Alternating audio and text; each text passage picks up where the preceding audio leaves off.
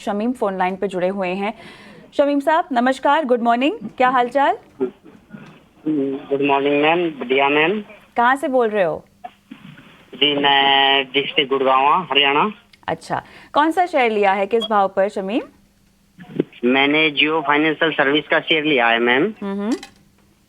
मैंने वो लिस्टिंग के टाइम का ही लिया है मैम। ओके। 268 के भाव पे लिया था मैम। जी, तो अभी और कितना रुकना है, किस नजरिए से लिया था?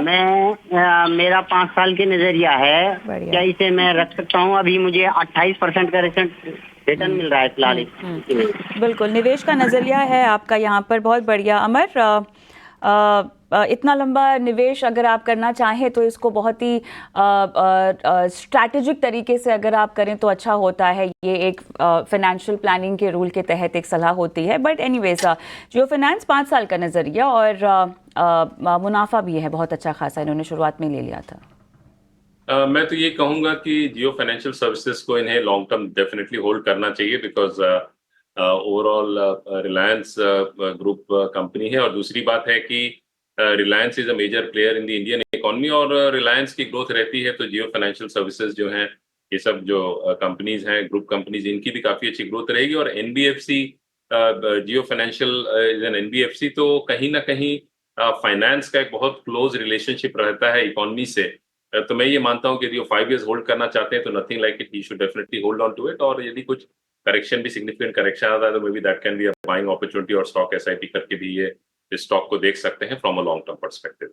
साथ यूपी से रोहित, गुड मॉर्निंग, कहाँ से बात कर रहे हैं? उत्तर प्रदेश में। Good morning sir, Uttar Pradesh में बलरामपुर डिस्ट्रिक्ट से बोल रहा हूँ सर। चलिए, सबसे पहले तो नवरात्रि, दुर्गा पूजा की आपको ढेर सारी शुभकामनाएं। बताइए किस स्टॉक पे आपका सवाल है? मेरा सवाल है सर आईएफएल फाइनेंस पे।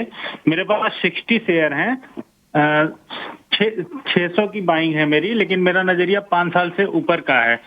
तो मैं क्या, अगर मतलब स्टॉक फंडामेंटली मजबूत है तो इसको रखूं 5 साल, नहीं तो फिर थोड़ा बहुत लॉस बुक करके निकल लें? बिल्कुल, तो खास तौर पे आईएफएल फाइनेंस, इन्होंने थोड़ा ऊपरी स्तरों पर खरीदारी की है, लेकिन नज़रिया जो है वो लॉन्ग टर्म का है। अमर, मैं आपके पास ही आऊँगा फंडामेंटल नज़रिए से। नज़रिया इनका 5 साल तक का है। फिर भी बताइए, चूंकि इनकी बाइंग थोड़ी ऊपरी स्तरों की है, 600 के करीब बाइंग इन्होंने की हुई है, तो क्या आपकी राय होगी? देखिए, आईएफएल फाइनेंस की बात करूं तो ये एक डाइवर्सिफाइड एनबीएफसी है, और सब तरह के लोन्स में, बिजनेस लोन्स, मॉर्टगेजेस, ये सब में ये काफी एक्टिव है। और चाहे वो होम लोन्स हो, गोल्ड लोन हो, बिजनेस लोन हो, माइक्रो फाइनेंस हो, तो और इनकी जो ग्रुप है वो भी काफी मतलब स्प्रेड आउट है। यदि मैं प्रॉफिटेबिलिटी पर्सपेक्टिव से बात करूं, यदि इसके अर्निंग्स के से बात करूं, तो प्रॉफिटेबिलिटी ग्रोथ हालांकि थोड़ी सी मतलब कम रही है in that sense. June quarter जो है वो मार्च क्वार्टर से कम रहा है। यदि मैं एनुअल की बात करूं तो एनुअली जो है वो 1900 करोड़ का, 1974 करोड़ की प्रॉफिट कंपनी ने की थी। तो ओवरऑल ये पोजीशन को होल्ड कर सकते हैं। देखिए, मार्केट्स में क्या होता है, एक चीज हमेशा ध्यान रखना है कि मार्केट में कोई भी शेयर की प्राइस है वो कहीं भी जा सकती है, और यदि मार्केट में करेक्शन आती है तो कहीं भी आ सकती है। ये हम लोगों ने हमेशा देखा है, पिछले 30 साल की बात करें या फिर कोविड से लेकर अभी की बात करें। बट इंपॉर्टेंट ये है कि कंपनी यदि फंडामेंटली अच्छी है तो आप उसे, और मैनेजमेंट इज मोस्ट इंपॉर्टेंट, कि कंपनी में कोई कंट्रोवर्सी ना हो, मैनेजमेंट अच्छी रहे, तो आप लॉन्ग टर्म पर्सपेक्टिव से होल्ड कर सकते हैं। और साथ ही यदि नीचे स्तरों पे आता है तो आप बाइंग करके भी होल्ड कर सकते हैं। बट जब यदि आप 3 to 5 इयर्स का होल्ड करते हैं, that means you are covering more of the cycle, मतलब एक bull cycle, bear cycle, more और लेस यू आर कवरिंग। तो I think he can hold on to his position right now.